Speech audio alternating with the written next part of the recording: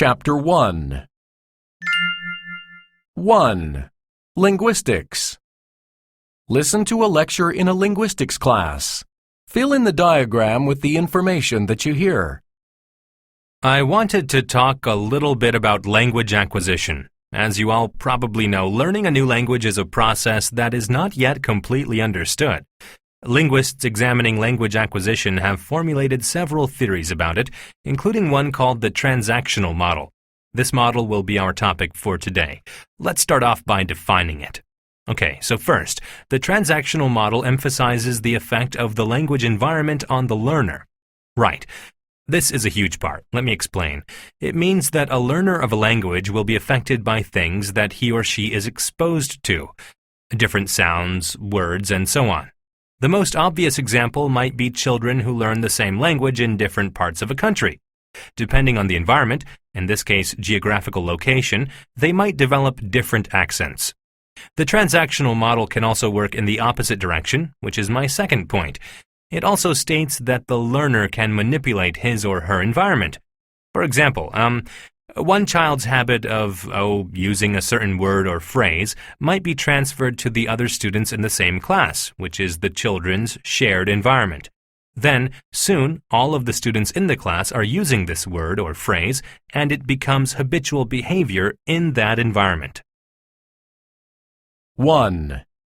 What is the main topic of the lecture?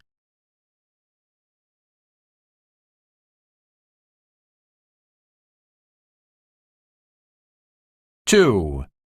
What aspect of the transactional model does the professor mainly discuss?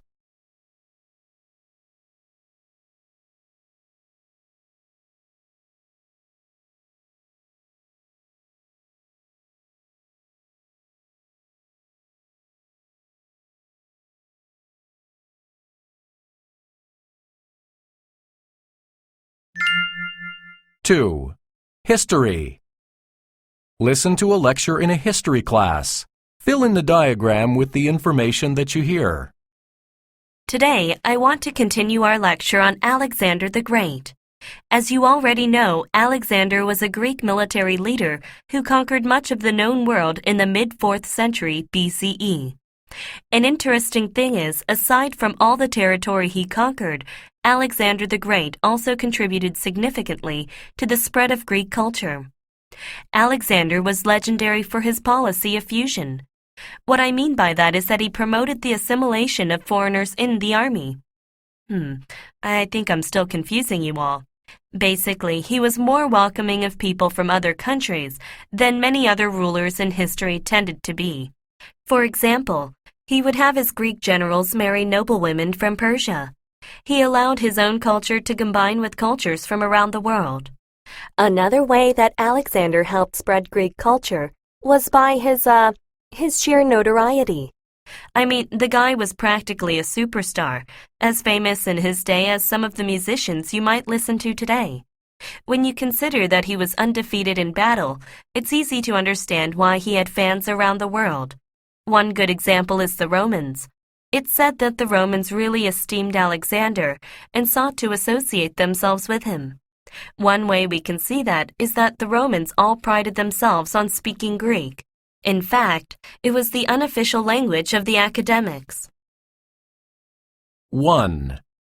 What is the main topic of the lecture?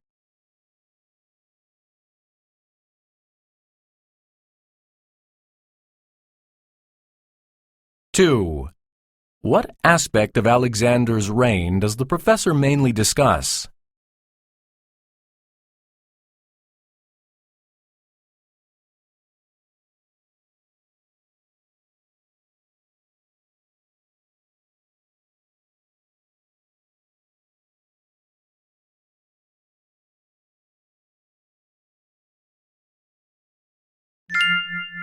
3.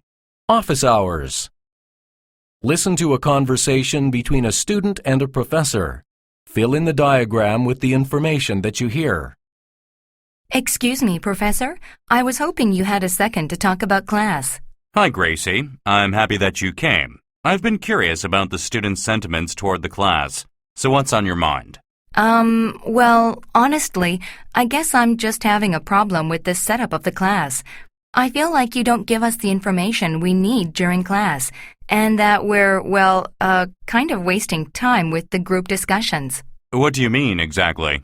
Well, it just seems like every time I'm in a group discussion, nobody's ever really sure what we're supposed to talk about. But the purpose of the group discussion is to see what ideas you all have. I figured nobody wanted to hear me go on and on by myself.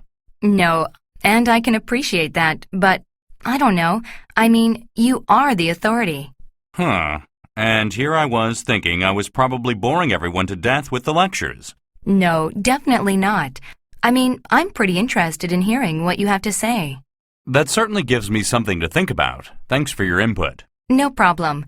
And I want you to know I really do enjoy your class. See you later. 1. What is the main topic of the conversation?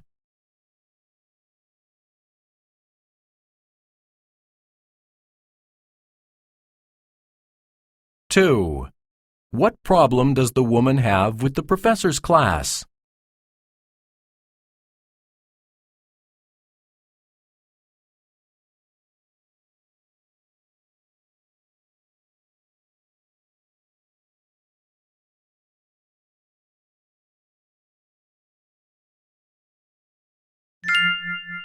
4. Service encounter. Listen to a conversation between a student and a university employee.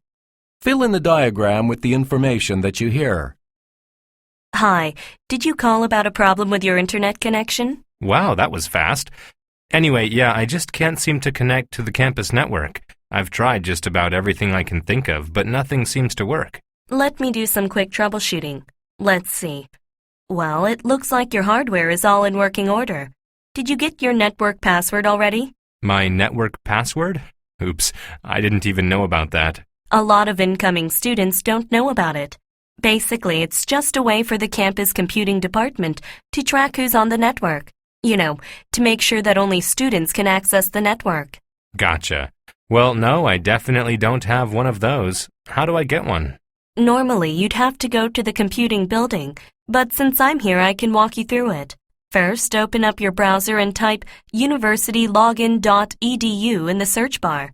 Then click on the link that says Get Network Password. I don't see it anywhere. It's on the lower left-hand side. There you go. Now all you have to do is follow the directives on the screen. Wait, and after I finish up filling in this information, it will give me the password? No, this is just going to set up your campus profile. It's their way of verifying that you're actually a student. After this is another step. Oh, I get it. So now that I have my campus profile approved, I have to... You have to check your campus email address. Okay. Oh, look, there it is.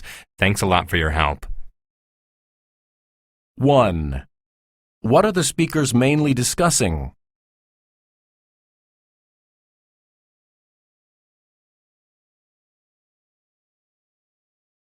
2. How does the woman help the student?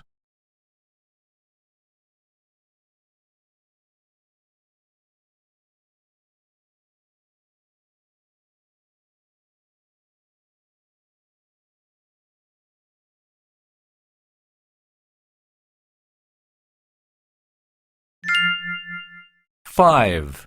Literature. Listen to a discussion in a literature class. Fill in the diagram with the information that you hear. So, last night I had you read some poems by Emily Dickinson.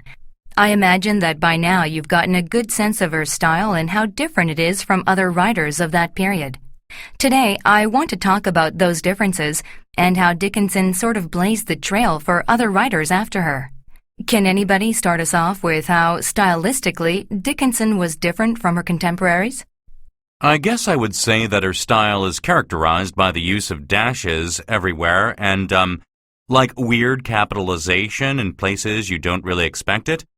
After reading some other female poets of the period, I found it to be quite a departure from the standard punctuation practices of the time. You're right.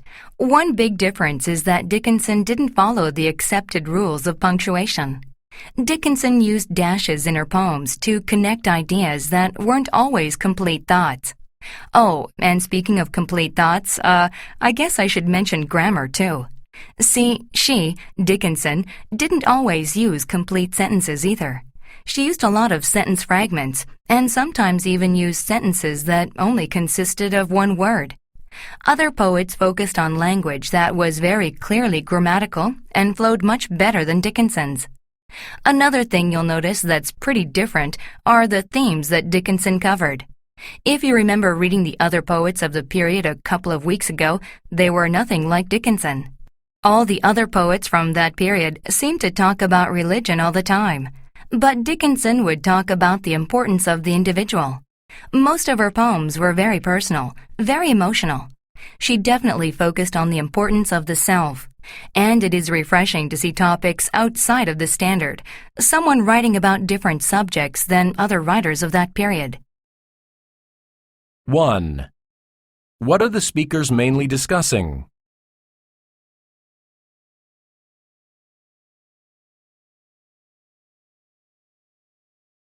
2. Why does the professor mention Dickinson's grammar?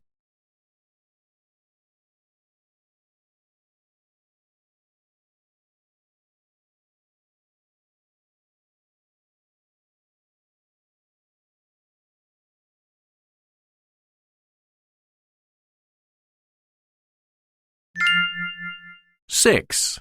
Medical science. Listen to a lecture in a medical science class. Fill in the diagram with the information that you hear. Today I want to talk about infectious diseases. Just to be clear, an infectious disease is a disease that is caused by any number of pathogens. I'm talking about biological agents. You know, things like viruses, bacteria, parasites.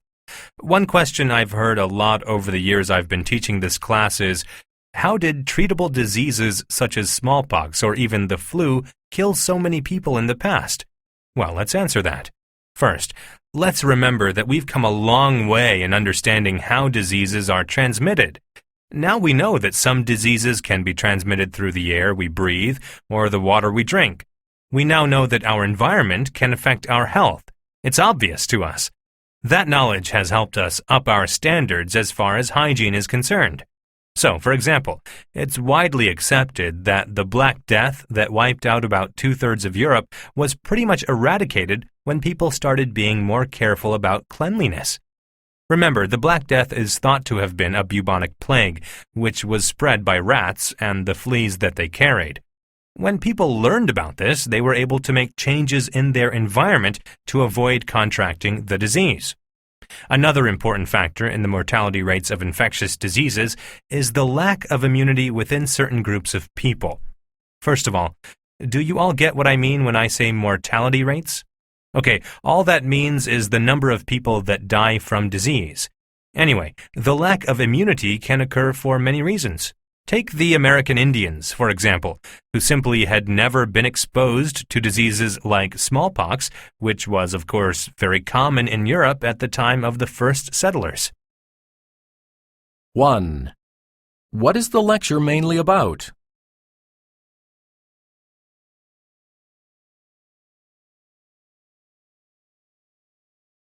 2.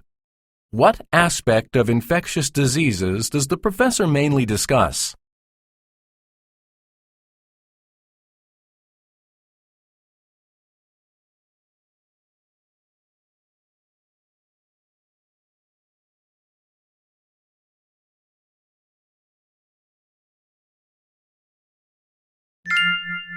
7.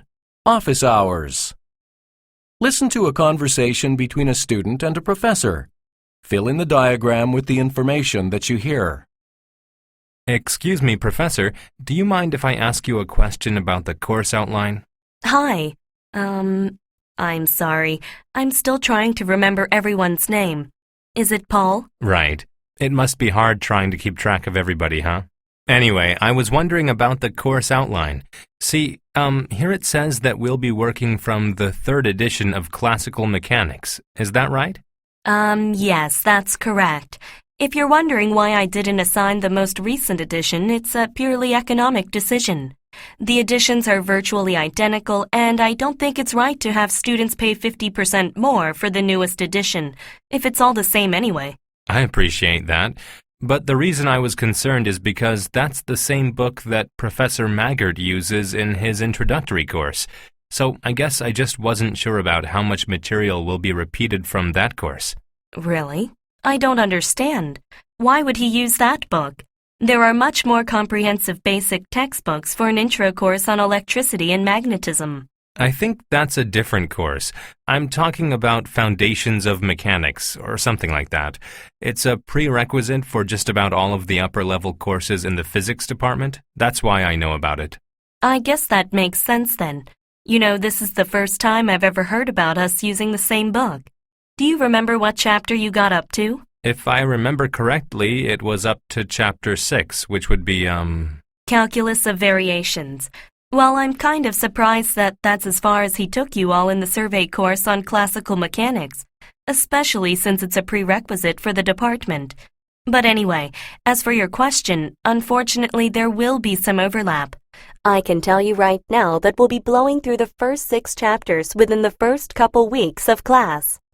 I'll mostly just review that material, especially now that I know that everyone in the course is supposed to have taken an entire semester on it. Okay, and if that's the case, would it be safe for me to assume that we'll be covering more advanced topics then? Most definitely. My course will give you deeper knowledge of those subjects. Is there anything else? Nope, that answers my questions. Thank you so much. See you in class. Bye, Paul. 1. What are the speakers mainly discussing?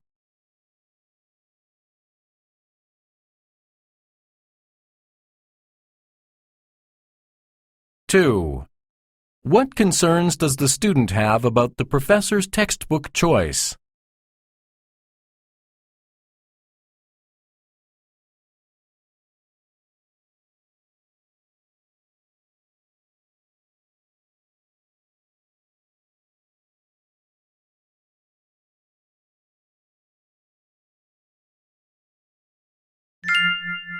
8. Service encounter. Listen to a conversation between a student and a university employee. Fill in the diagram with the information that you hear. Hi, is this where I can change my meal plan? Yes, this is the dining services office, so I can help you with that. Why don't you take a seat? Okay, well, here's the thing. I'm a freshman, so I don't really know what my options are. But I did hear from some people that there's a deadline coming up, so I figured I'd come in and try to see what's going on. Yes, there is a deadline, but why don't we start from the beginning so we make sure you're clear on everything? That sounds good. I'm sorry for trying to charge through stuff. I clearly don't have any idea what I'm talking about. Don't worry about it. I know this stuff gets really bewildering. Anyway, you said you're a freshman, right? Right. Okay, so what that means is that, as per university policy, you have to be enrolled in one of the 3 meal plan options. All freshmen must be on one of the meal plans. The one that all students are automatically enrolled in is 20 meals per week, and that comes with 200 dining points. This is just the default plan for all new students. Sorry, what are dining points for? Oh, no problem. The dining points can be used at all the campus eateries, excluding the cafeterias, of course, since you use one of your 20 weekly meal vouchers in the cafeterias. Oh, that's cool, but that sounds excessive for me. I never even wake up early enough for breakfast. Well, then, you can try the second meal plan. It's 14 meals per week, plus 150 dining points. And the last meal plan is 7 meals plus 70 dining points per week. You know, I really think that 7 meals per week is probably enough for me. I don't mind cooking for myself anyway. Is there a big difference in the cost of the plan? There's certainly a difference. Many students prefer to downgrade a little bit. And as for the cost, each plan is $500 less than the next step up. So that means if you go down to the 7 meals per week, you'll be saving $1,000 per semester. Oh, that would be great. I know my parents will like that anyway. 1. What are the speakers mainly discussing?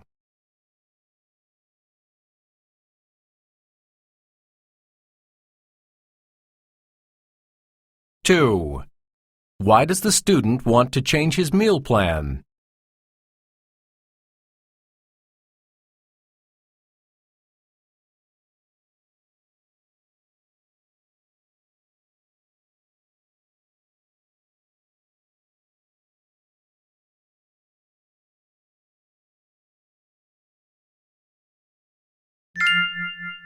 9. Geology. Listen to a lecture in a geology class. Fill in the diagram with the information that you hear. Good afternoon, class.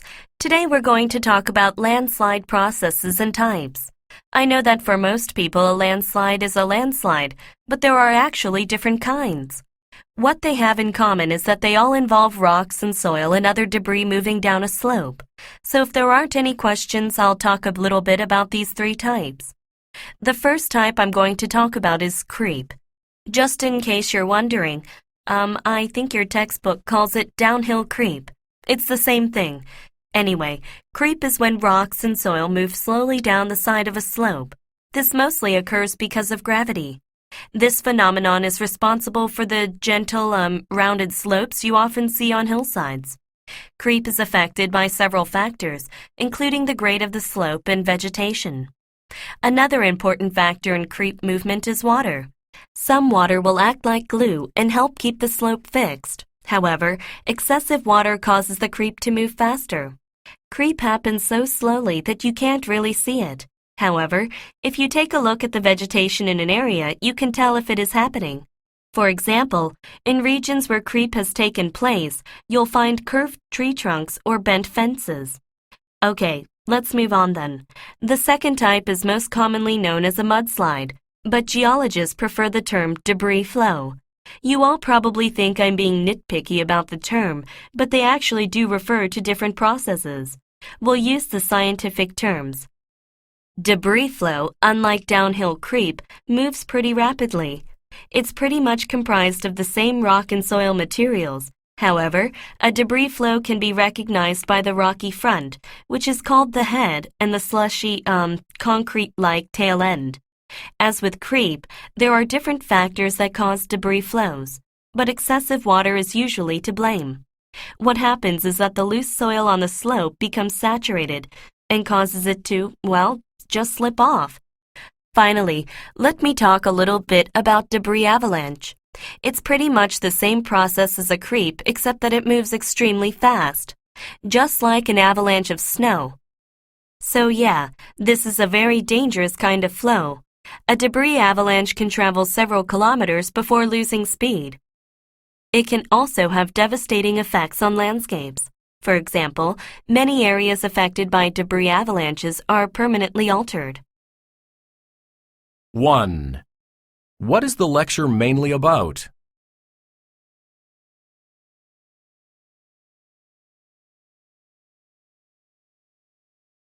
Two. What features of each type of landslide does the professor focus on?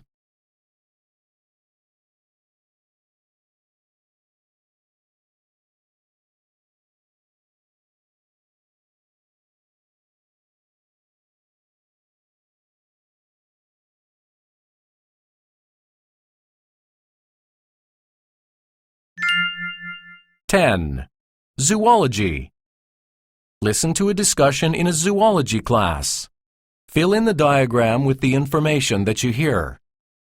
All right, now we've all witnessed animals playing before. Seems like they're just having fun, right? But there's a lot of evidence telling us that animals play for explicit reasons.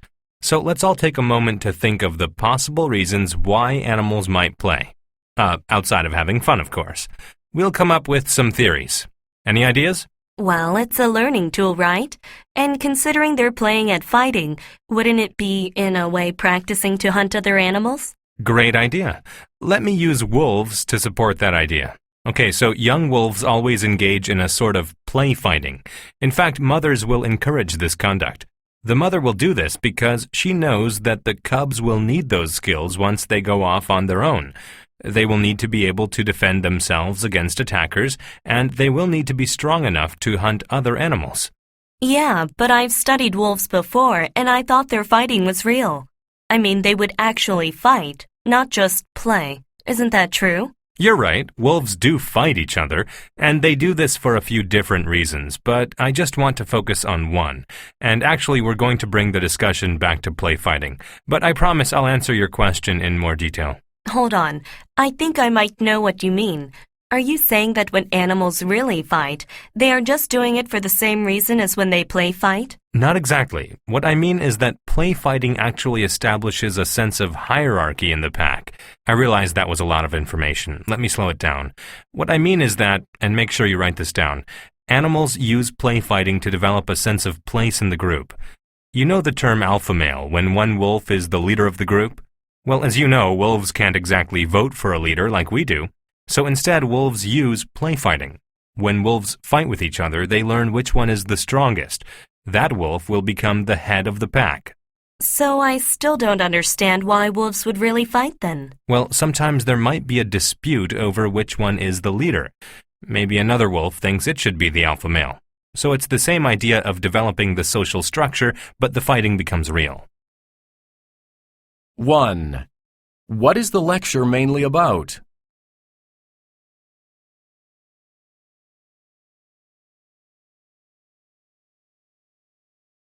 2. What aspect of play fighting does the professor mostly discuss?